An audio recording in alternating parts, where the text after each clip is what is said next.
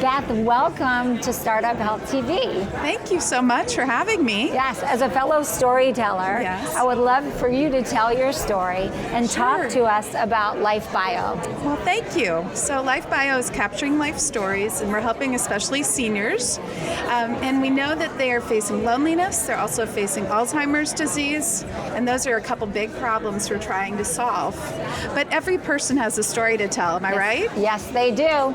They do. And so we're just helping people reminisce and share and be deeply known, especially as they're reaching the end of their life or they're facing a life-threatening illness. How are you doing So it ties that? in healthcare. How are you doing it? What we're doing is we have a template that walks people through the biography process. What are the right questions to ask, right? It came from my own experience with my grandmother. I was asking her questions and I realized that I didn't even know my own grandmother. And how many of us feel that way, like our own family is a bit of a mystery to us. We only see them in one way. And they're a whole person.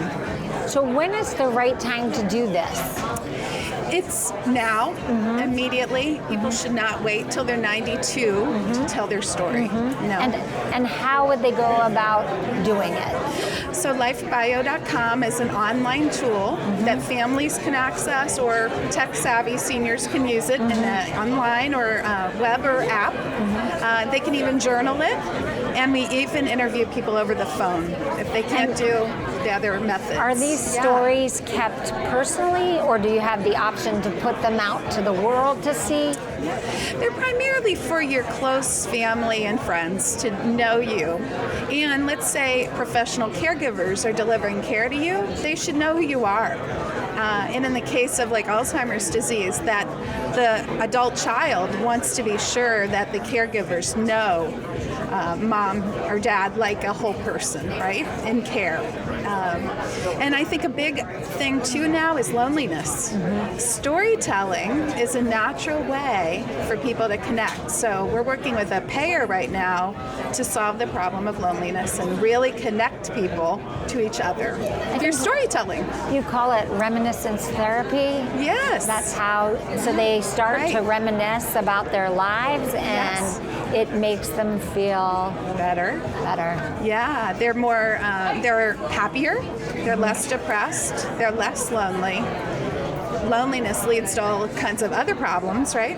So we're doing all we can and to you connect. see a lot in the senior community. I work a lot in the senior community with storytelling, and you see that the short-term memory is not there, but the detail in what they did at their prom or who was their first kiss is in the greatest of detail, and it's so exciting. And I see that the seniors come alive because they feel empowered by the fact that they can recall, whereas they're struggling maybe to know where they put their keys. So there's an empowerment factor to what you're doing. You're right. And isn't it something to say, walk me through your neighborhood, tell me about your home as a child, what was your first job, and what was a day like at your work? Like you said, it empowers them to say what they can do. What are some of the other questions that you ask? People are very important to them.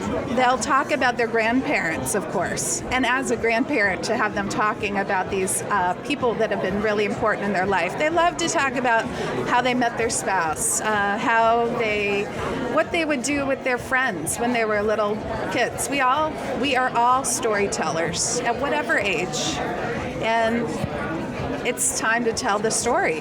And then do they get it in written form or audio form? It can happen in any of those ways. Audio, video, printed. We actually print people's books for them.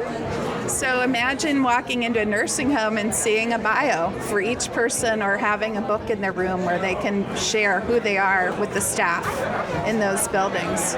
So personal, so valuable, and so intimate. It's such an intimate way to impact mental health among seniors. Right. Thank you so much. Thank you. Thank you, Beth.